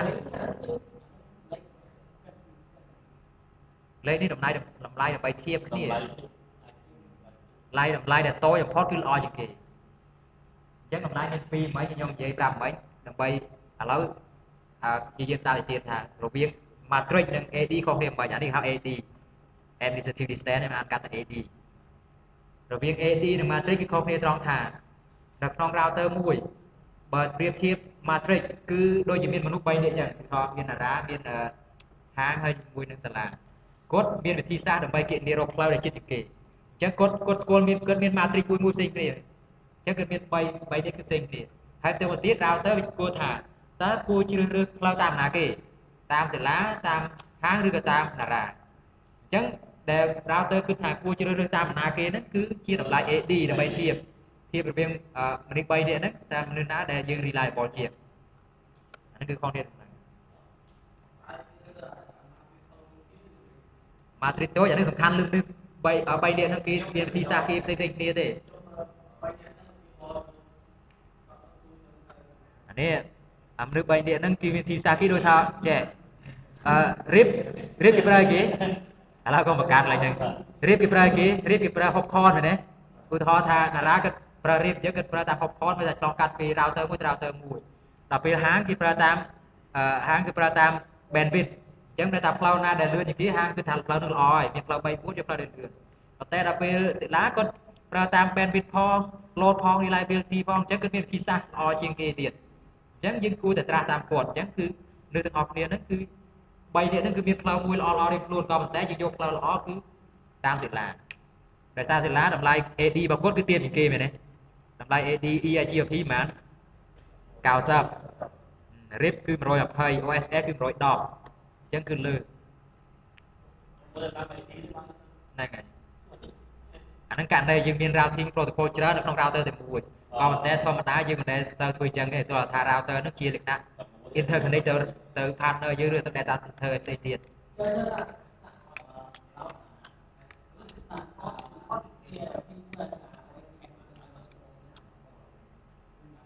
អូខេឥឡូវចាំធ្វើ lab ខ្ញុំធ្វើឲ្យមើលកុំភ័យឡើងហ្នឹងកុំភ័យឬយើងមាន lab ច្រើនណាអូខេឥឡូវនេះទាក់ទងមួយនឹងរាវឲ្យស្គាល់រាវទេសិនរាវគឺមាន connected remote រាវហើយជាមួយនឹងnetwork លេខ hop ដើម្បី associate ទៅអញ្ចឹងឧទាហរណ៍ថានៅក្នុង router លេខ1មាន direct connected រាវប្រហែលឥឡូវយើងមើលនៅក្នុងនេះមានប្រហែលមាន3មែនទេ network 10.0 11.0 ហើយនឹង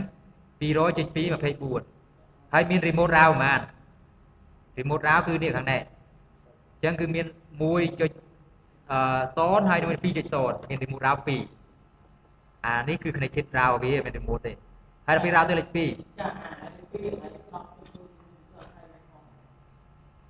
នេះណានេះ remote network ខាងនេះគឺមិនលេខ hop ទេអានេះ remote network លេខ hop គឺ IP នេះឧទាហរណ៍ថាយើងលេខ1អញ្ចឹងយើងចង់ទៅ network នេះគឺវាឆ្លងកាត់តាម router លេខ2មែនទេអញ្ចឹង IP ដែល connected របស់វាប្រហែលនេះរបស់យើងគឺ225តែពេលលេខ hop របស់យើងគឺ226គេថា IP ដែលជាប់មួយយើង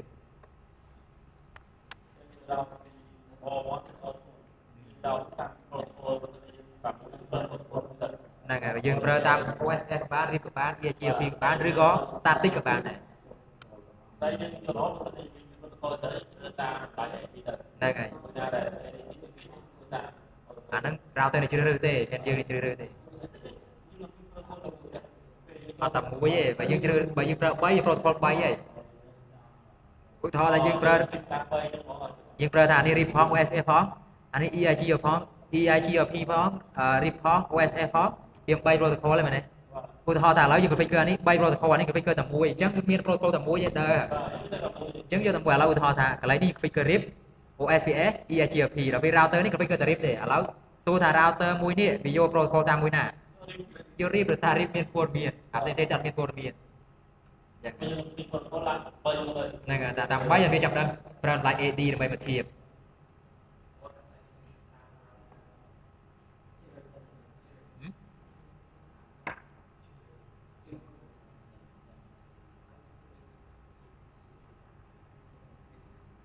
ok là dương từ thui lab dương mưa muối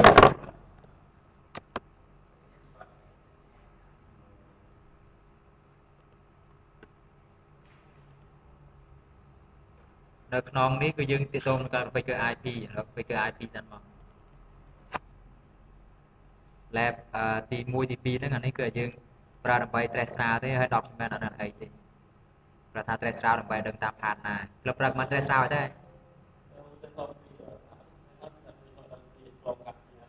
ពីប្រើមិនត្រេះស្រាវវានឹងប្រាប់យើងថាឆ្លងកាត់ router ណាខ្លះណា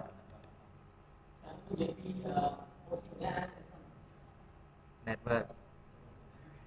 ឬ IP network នេះព្រោះនៅក្នុង router គឺយើងនិយាយត្រឹម network layer ទេអត់ដល់ layer ទី4ទេទី4ថា firewall tracer tracer នឹងដើម្បីបង្ហាញថាទៅតាមផ្លូវមួយណាផ្លូវមួយណាអញ្ចឹងវាត្រូវកាត់ router អញ្ចឹងវានៅក្នុង network layer ទេ command tracer ping នៅក្នុង layer 3ទាំងអស់ session អត់មានទេ session តែ firewall នៅក្នុង router នៅក្នុង computer វាមានព្រោះក្នុង computer វាបាន layer ទីប៉ុន្មាន7 layer នោះ router វាស៊ីត្រឹម3 layer នេះឆ្លង net state ហើយ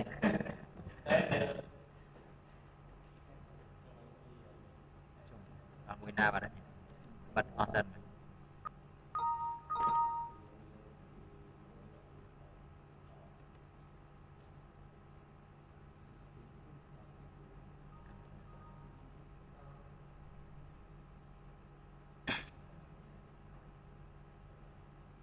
ទេអញ្ចឹងយើងចូល lab នេះមកដើម្បី configure IP ហើយយើងធ្វើម៉េចនៅក្នុង router ឲ្យចេះដាក់ IP ហើយសូមមើលឲ្យឃើញមាន network connected ឥឡូវចេះដាក់ IP ទាំងអស់គ្នានៅក្នុង interface router ចេះទាំង IP version 6 IP version 4ទេឥឡូវយើងចូលមើលខ្ញុំច្រើនពេកខ្ញុំសូមបិទចូលខ្លះ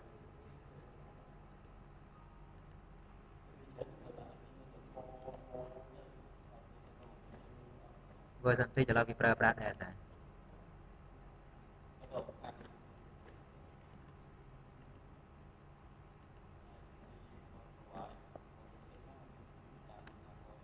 ្នឹងហ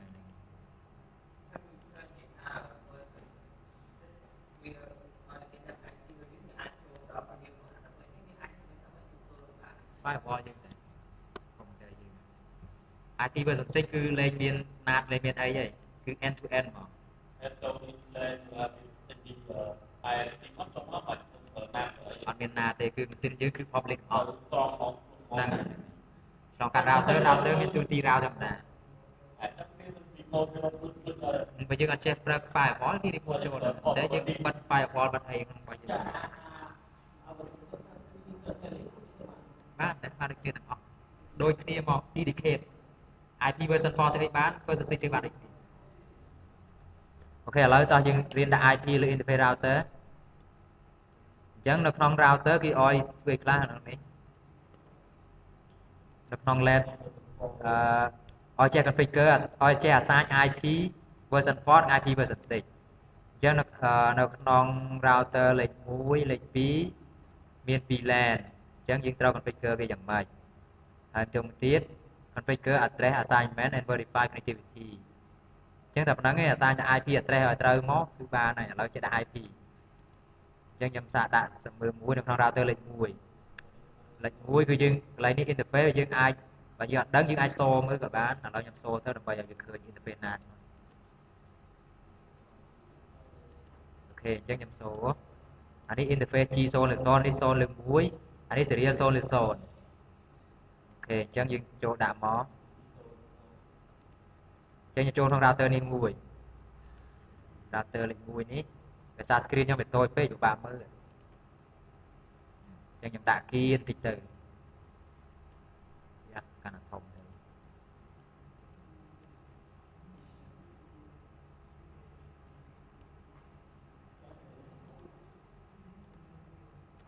គេបាក់មែនតែ screen តូចឥឡូវមើលមួយហ្មង router លេខ1 interface G0 0 IP ហ្មង 192.172.19.20.1 ហើយ subnet mask របស់វាគឺ 255.255.128 បើគិតជាស្លាស់ហ្មង25អូខេឥឡូវខ្ញុំចូលមកចង់ដាក់ IP វា password ជា default គឺ Cisco ហើយ enable គឺ class អូខេទៅទៀតយើងចូលក្នុង Configure terminal យើងចូល interface G0 ឬ0 IP address មក 172.16.20.1 dạ đầu tiênយើង no sạch đòn luôn chỉ default router interface គឺវា sạch đòn អញ្ចឹងយើង no sạch đòn đầu tiênយើងចូល interface មួយទៀត interface G01 គឺ 20.129 interface G01 IP address 172.16.20.129 ចឹងនៅសាត់ដល់នេះគ្នាហើយទៅមកទៀតគឺយើងដាក់នៅលើ serial ចឹង serial ប៉ុន្មាននេះ serial គេដាក់ឲ្យនៅឥឡូវមើលសិនសូ IP ទៅ free ដើម្បីដឹងថាតើ IP នេះគេដាក់ឲ្យនៅឥឡូវគេដាក់ឲ្យ serial ចឹងយើងដាក់ត LAN ទេបាទ serial ដើម្បី connect ពីអត់ទេ serial គឺខ្សែ serial ធម្មតាtôiចង់មើលខ្សែ serial ក្នុងក្រោយខ្សែ serial ភាគច្រើនគឺ serial គឺ WAN WAN connection អញ្ចឹង connect ពីយើងទៅ ISP គេប្រើខ្សែ serial ពីមុនណាប៉ុន្តែឥឡូវលេងមាន serial ហើយឥឡូវគឺ Ethernet ទាំងអស់ប្រព័ន្ធហ្នឹងគេបង្កើតជាមាន router មួយកណ្ដាលហ្នឹងណាចង់បង្កើតប្រព័ន្ធគេបង្កើតអត់ select លើ router ណាដែលយើងចង់បង្កើតឧទាហរណ៍2 3ចេះ select មកនេះយក new cloud ហ្នឹងទៅវាកើតជាប្រព័ន្ធមួយហើយ new cluster ហ្នឹងហើយដល់យើងចង់ unlock cluster វិញយើងចេញលុបមកប៉ុន្តែនៅក្នុងនេះគេអត់ឲ្យយើង unlock ទេគេបិទអស់ហើយយើង connect វាធម្មតាដូចគ្នាយើងប្រាប់ថាយើងក្នុងគេធ្វើហើយអាហ្នឹងគេចាប់ដើម connect វាគេ cloud ហ្នឹងគឺថា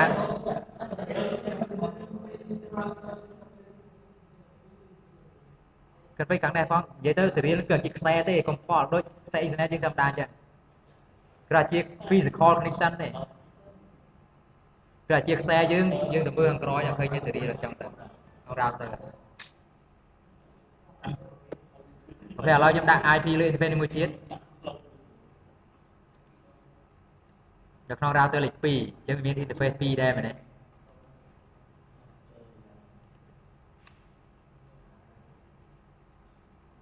អញ្ចឹង interface វា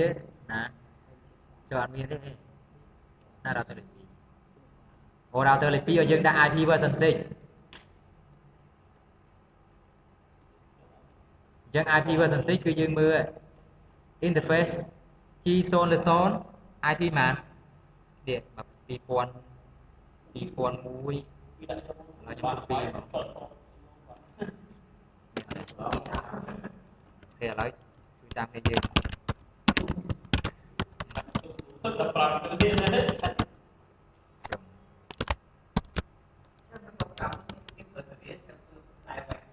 ពីមុនវាខា serial ហ្នឹងវា speed ល្អវាលឿនហើយ network ពីច្រើនវាអត់មានលុយ request Ethernet ទេពីមុនអត់មានលុយអត់ក្នុង WAN technology គេប្រើ Ethernet ទេព្រោះ Ethernet វាបានឆ្ងាយ Ethernet បានប្រហែលម៉ែត្រ100ម៉ែត្រហ្នឹង100ម៉ែត្រយើងទៅប្រើមិនកើត ISP វាយើងមួយប្រហែលគីឡូអញ្ចឹងប្រើ serial ដល់ពេលឥឡូវមាន optic មាន100ម៉ែត្រណា optic ប្រហែលគីឡូក៏បានដែរអញ្ចឹង optic វាជា convert ទៅ Ethernet បានដែរហើយទៅតម្លៃយឺតណាកាសែក្រមសមុទ្រណា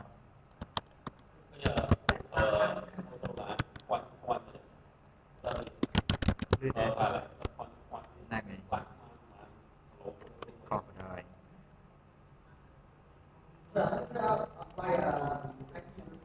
នេះខ្ញុំតែខុសហ្នឹងខ្ញុំរត់វិញ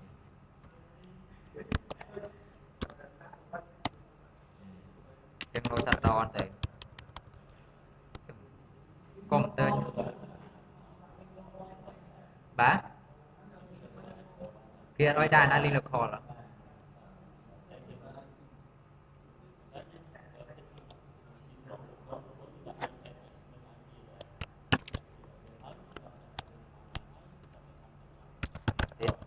interface G011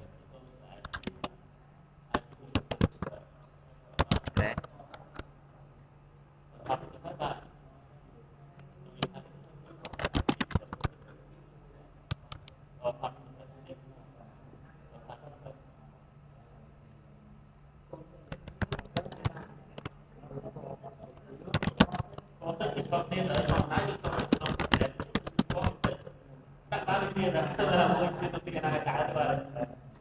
cho rồiយើងចង់មើល IPv6 មើលcomment មិនទៅ so IPv6 interface brief នេះអញ្ចឹងមាន serial មានអីតែវា IP មាន link local មួយទៀត IPv6 មានច្រើនប្រភេទមាន unicast មាន global unicast វាលោកគឺធម្មតាចូលទៅទៅ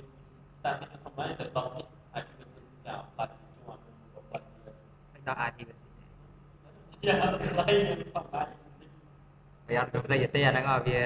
វាអត់មានវា generate auto ខ្លួនឯងមួយឯង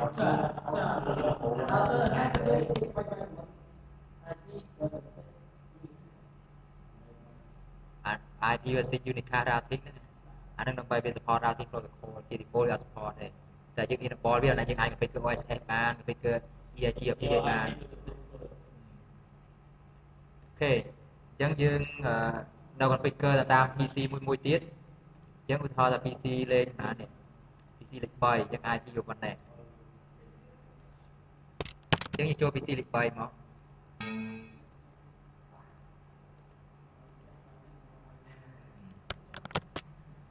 ហើយ gateway វាប្រហែល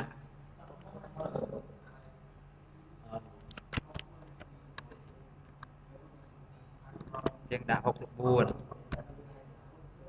default gateway វាប្រហែលទេមិញ default gateway វាគឺ IP ដែល connect ទៅ network វាហ្នឹងគឺចុច1ចឹងដាក់វាមកប៉ុន្តែនៅក្នុងម៉ាស៊ីនយើងចង់ឲ្យវាធ្វើជាលក្ខណៈ automatic ក៏បានដែរអាហ្នឹងអូខេឥឡូវយើងដាក់មួយទៀតលើម៉ាស៊ីនមួយទៀត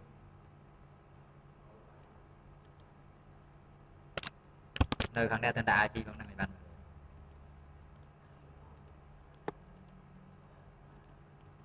អានេះយើងដាក់វាស្លាមបាន64មែនទេហើយជា default យើងឲ្យម៉ាស៊ីនរបស់យើងគឺស្លា64សួរទៅ64បាន IP network 64បាន IP មិនតិចទេគិតមើលទៅ2សេគុណ64អញ្ចឹងវាច្រើន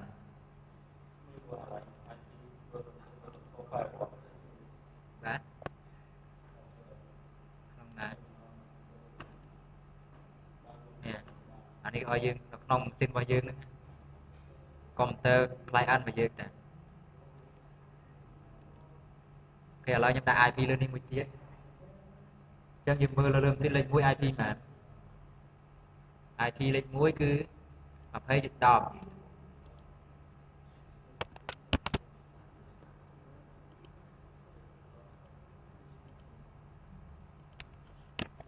với đó hơi xăm để bao dưới cương bản đám cho rồi thêm với hay kết về và dưới cứ chích mùi mùi tiết chích bán xăm với gì anh ấy rồi xăm với hay đã ai thi mình thấy là phụ dương trẻ ở này còn rào tới ở bên đây bà đây nè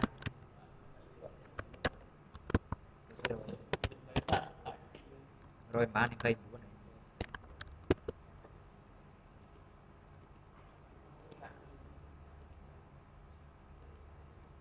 chơi pha mầm tu tiết nàoลืมสินะคลาดแต่โอลิงละครอันนี้ดักลิงละครที่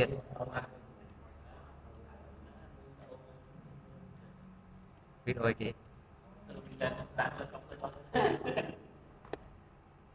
โอเคอะไรนี่ก็อันนี้ดักลิงละครได้เนี่ยลิงละครวิคือปีอย่างอย่างโดวิสัน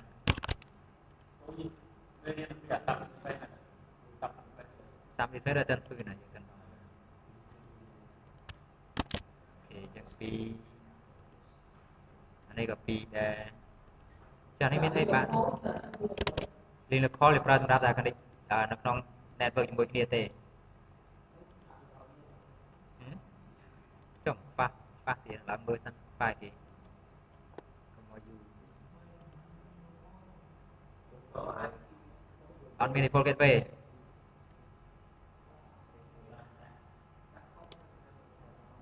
chơi nhắm đã khâu chẳng đặt má đi phơi gần về chết mùi thế cho má đi phơi gần về chứ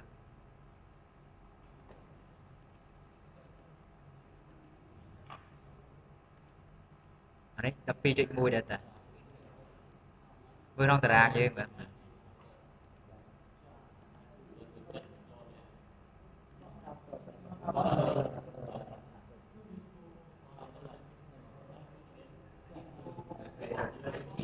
phơi gần về đã liên lạc call rồi phơi gần về đã liên lạc call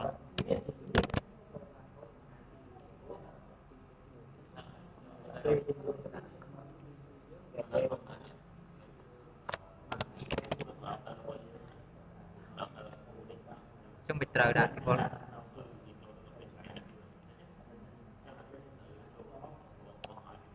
trong bị do đang với chứ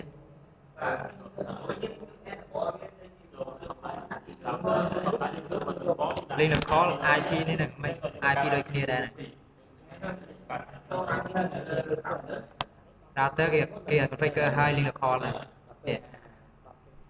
liên lạc call เราเวียงมวยได้นะ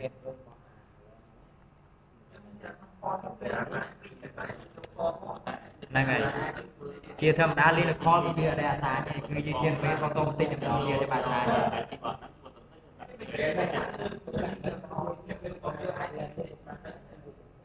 và sân như thâm đá vì vô liên lạc call pro tham liên lạc call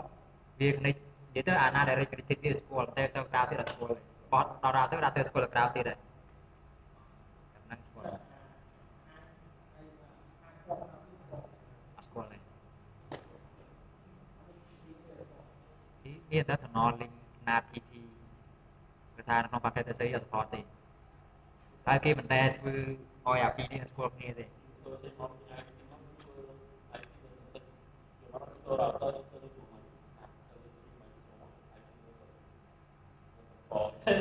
หรือก็ยึดมันแต่แกครั้งในเวอร์ชันซิก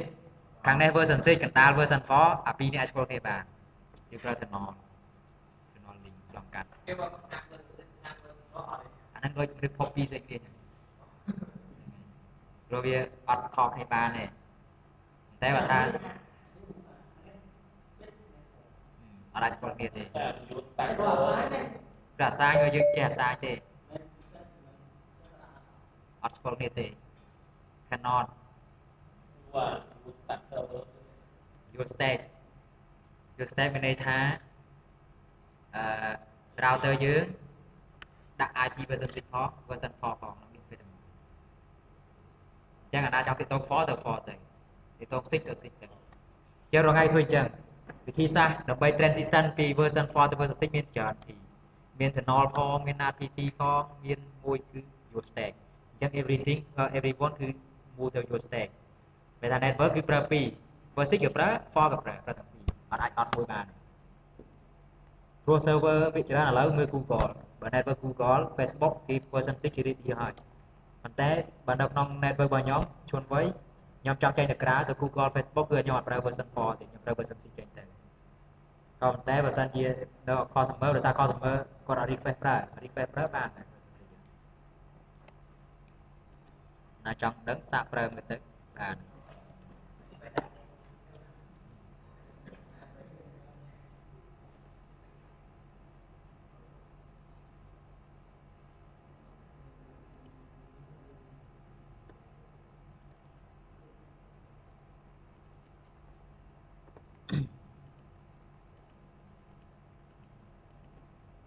គេឥឡូវយើង verify មួយមែនព្រោះយើង verify យើងចេះ show ប្រតិប្រើបាន show មិនមើល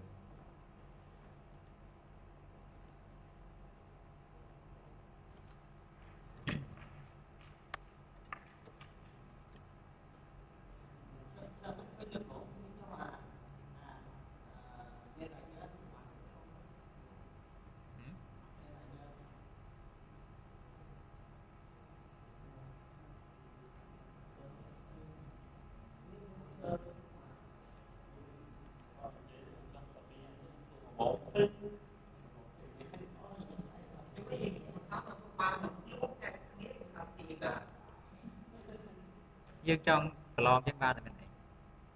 យើងអត់គ្នាយើងប្រឡងតែ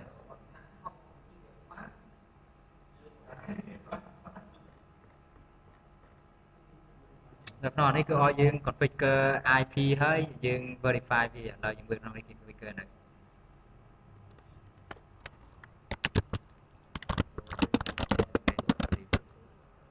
ចាស់តែមាន configure អីទេឥឡូវ IP address យើងរៀន configure ខ្លួនឯងទៅមានអីបាបបងតិចៗ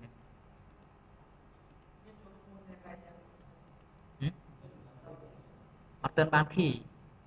ទើបមាន key មានហើយអត់ទេអានឹងចុះខ្លួនឯងទៅចាំខ្ញុំ send email ឲ្យគេខ្ញុំសុំគាត់ខ្ញុំ send ឲ្យយើងអាច register ខ្លួនឯងបានសំណួរស្ដាយដែរខ្ញុំcòn muốnខ្ញុំទូកុំព្យូទ័រខ្ញុំ backup hard disk គាត់អត់លី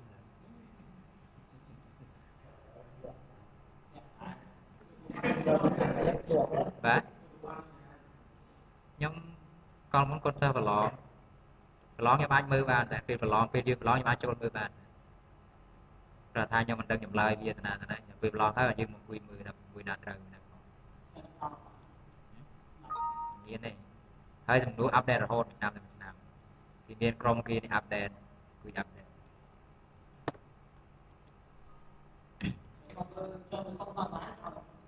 សាន់រ៉ៃនេះមានសំណួរត្រៀមខ្លះដែរតានៅក្នុង SCP របស់យើងមានទេអូ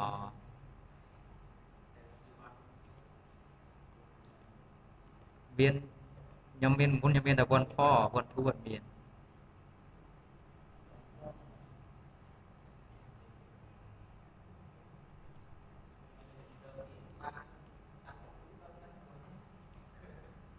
យើងមើលអាហ្នឹងក៏វាអត់ត្រូវដែរសំណួរអត់ឲ្យដូចគ្នាទេមួយឆ្នាំទៅឆ្នាំ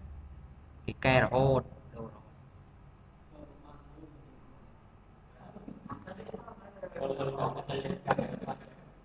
ចាំមើលខ្ញុំព្យាយាមសុំគ្នាខ្ញុំមុនតែគេនេះប្រឡងមាននៅអត់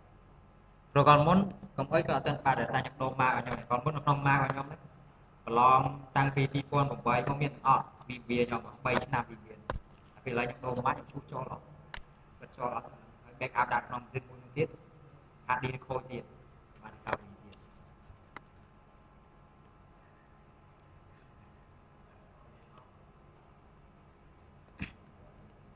គេឥឡូវយើងថ្ងៃនេះយើងសម្រាប់ណាចុះយើងឲ្យស្អែកយើងរៀនអត់រៀនតាថ្ងៃនេះថ្ងៃពោះស្អែកថ្ងៃសុក្រអញ្ចឹងស្អែកយើងរៀនតទៅទៀតទៅហើយយើងមាន lab អីធ្វើទៀតហ ហើយ complete ប្រឡង chapter ផងណាដល់ទៅប្រឡង chapter មានប៉ុន្មាន1 2 2មាន2អញ្ចឹងមានយើងយើងមានភាសា1 chapter 1 chapter 2 chapter 3តែ chapter 2មាន2អញ្ចឹងយើងប្រឡងអស់ទៅមាន practice 1 practice មានបាក់ទេអាហ្នឹងហ៎ practice switching សាំង VLAN អីចូលឡើ